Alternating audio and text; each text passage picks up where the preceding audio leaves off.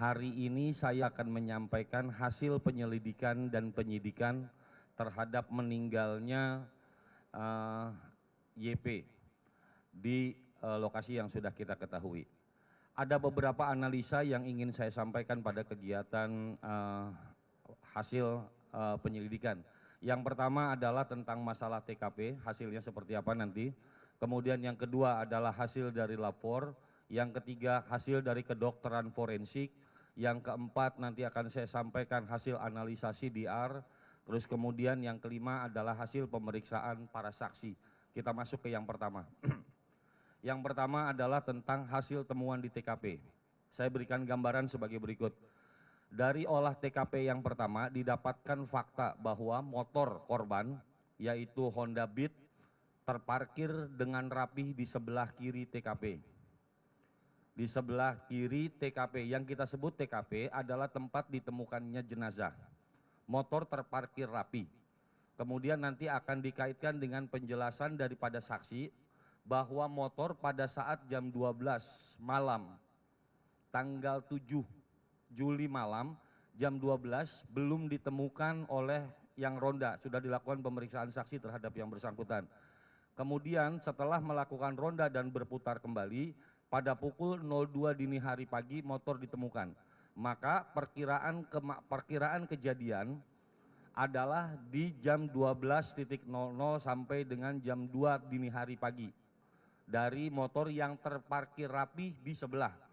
Perlu saya sampaikan, hasil nanti akan dijelaskan juga oleh lapor, dari motor sampai ke nyebrang jalan, sampai ke tembok pembatas, sampai dengan ke TKP jenazah ditemukan, tidak ada ceceran darah yang ditemukan.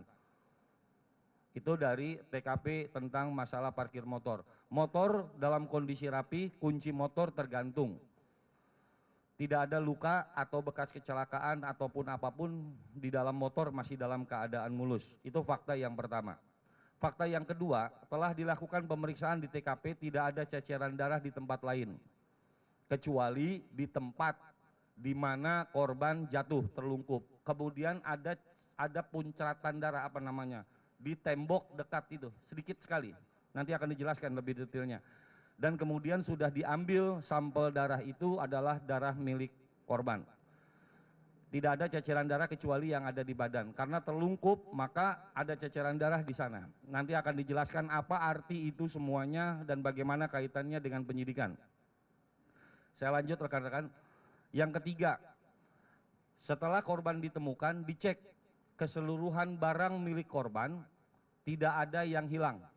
Dari mulai handphone, kemudian dompet, isi tas, kartu identitas, dan semuanya tidak ada yang hilang, dan sudah diklarifikasikan kepada pihak keluarga, tidak ada barang yang hilang milik korban. Kami lanjutkan.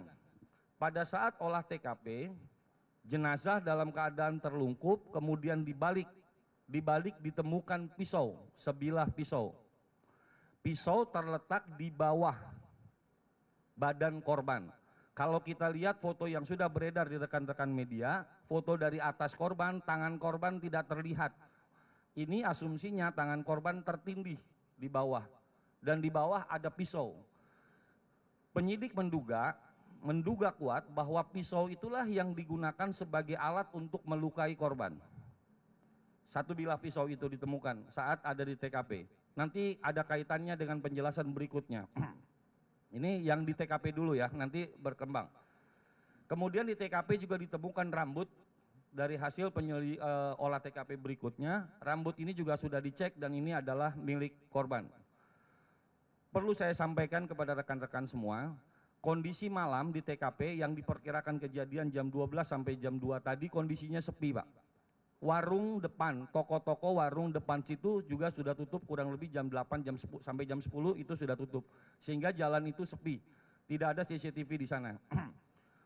Kemudian dari olah TKP, TKP-nya masih rapi dan tidak ada menunjukkan tanda-tanda perkelahian. Tanda-tanda perkelahian, dan juga sudah dilakukan pemeriksaan saksi di sekitar TKP, tidak mendengar adanya keributan. Nanti nyambung ke pemeriksaan saksi. Yang kedua, dari olah TKP ditemukan barang-barang tadi, dari motor, helm, semua sampai kepada handphone milik korban sudah ditemukan sampai dengan pisau. Lalu apa yang dilakukan oleh penyidik? Kemudian ini dibawa ke lapor untuk dicek. Adakah sidik jarinya, adakah DNA-nya, kemudian semuanya dicek. Nanti hasil pengecekannya akan disampaikan oleh dari laboratorium forensik. Tetapi kesimpulannya tidak ditemukan sidik jari orang lain atau swab dari orang lain. Untuk menyamakan ini, untuk meyakinkan hal tersebut, maka kepolisian dari Polda dan juga Polres Jakarta Selatan sudah melakukan swab terhadap orang-orang di sekelilingnya. Hasilnya tidak ada yang identik dengan apa yang tertinggal di TKP. Semuanya adalah milik korban. Swab, sidik jari, DNA yang sudah diperiksa oleh lapor, hasilnya semuanya adalah milik korban.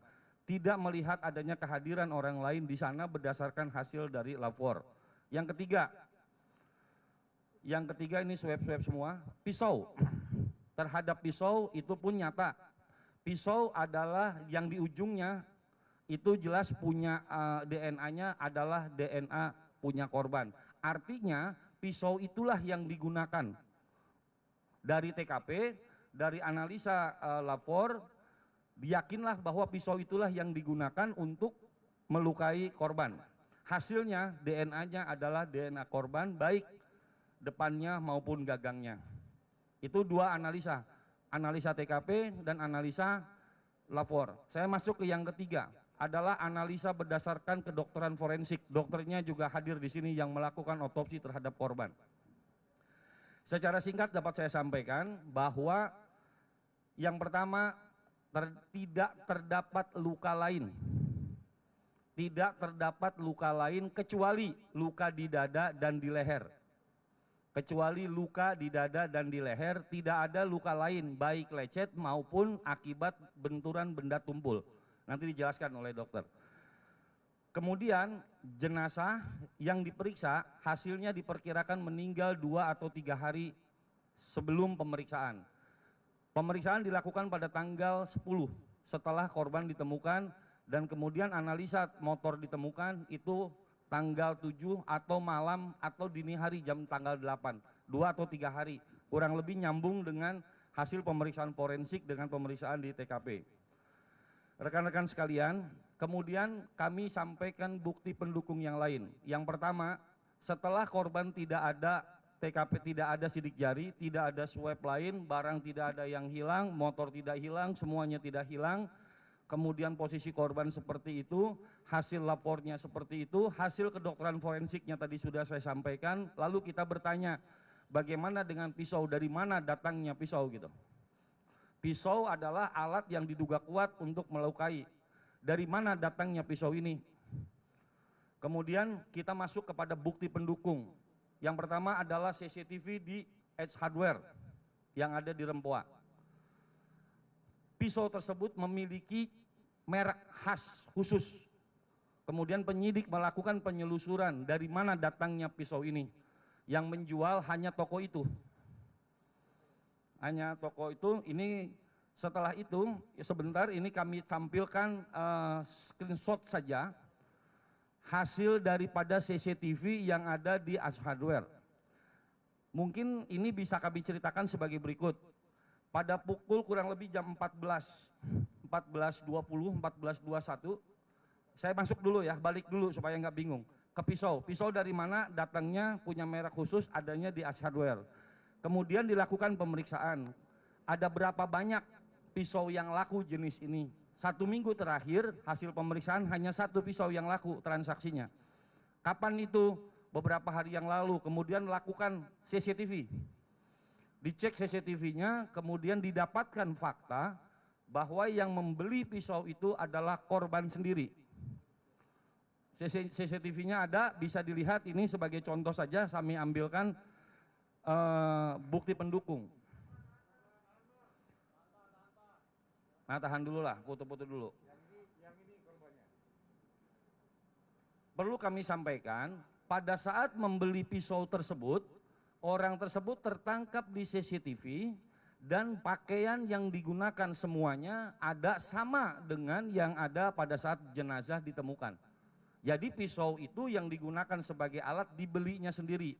Apa buktinya? CCTV, apa buktinya? Bon, dan semuanya struk sampai ke tempat parkir ada. Bagaimana dia masuk dan keluar.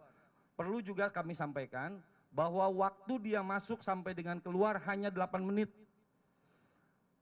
Bisa saya jelaskan, begitu masuk langsung menuju ke tempat di mana pisau itu dipajang, langsung mengambil pisau yang dimaksud, agak lama 2 menit di situ, kemudian bergerak menuju kasir, melakukan pembayaran, menuju ke tempat parkir dan meninggalkan tempat. Artinya dari fakta itu hanya satu yang dia cari di toko itu, yaitu pisau.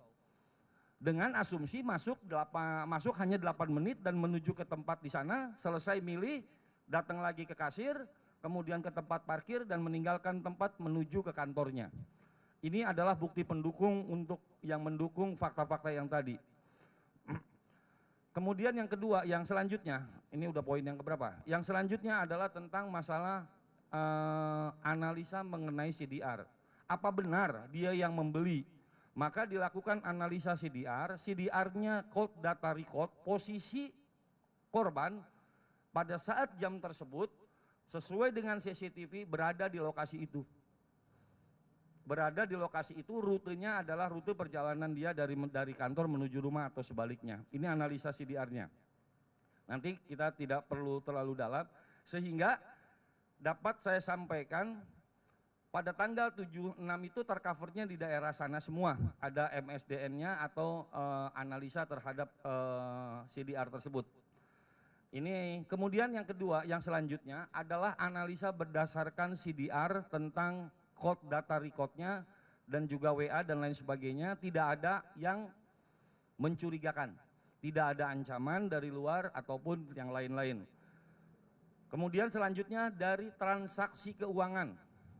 Dari transaksi keuangan tidak ada yang menonjol, hanya satu saja, yaitu yang bersangkutan sempat berobat ke rumah sakit Cipto Mangunkusumo di Kencana.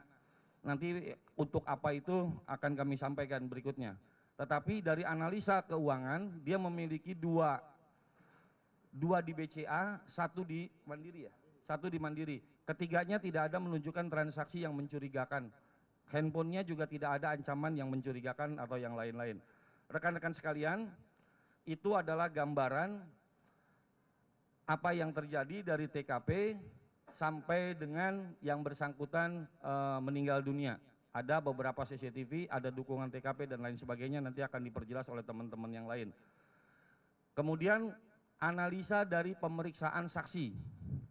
Rekan-rekan sekalian, saksi yang tadi sudah disampaikan oleh Pak Kabid Humas ada 34, di antara mereka ada yang berulang dilakukan pemeriksaan secara terus-menerus, baik oleh Polsek, oleh Polres Jakarta Selatan maupun oleh Polda sendiri. Sehingga disimpulkan bahwa yang pertama, yang bersangkutan memang memiliki pacar dengan nama S. Di sisi lain dia juga punya teman dekat dengan inisial L. Kemudian yang terjadi sedikit konflik di antara mereka, tapi sudah bisa diselesaikan. Ada latar belakang lain dalam kehidupan si korban yang mungkin tidak perlu saya sampaikan di sini. Apakah ini menjadi pemicu daripada tingkat depresi seseorang? Ini masih kita dalami lebih lanjut. Dari beberapa keterangan saksi yang menonjol adalah bahwa korban pernah menyatakan berulang-ulang kepada S setelah konflik yang sedemikian kuat, kemudian dia menyampaikan kurang lebih begini, kalau saya tidak ada, bagaimana? Kalau saya tidak ada, pengertian tidak ada menurut tafsiran kami adalah kalau saya meninggal, kalau saya tidak ada, itu seperti apa? Dan ini disampaikan berulang-ulang kepada S. Dan di antara mereka memang ada hubungan dan ada rencana menikah untuk tahun depan ya kalau nggak salah.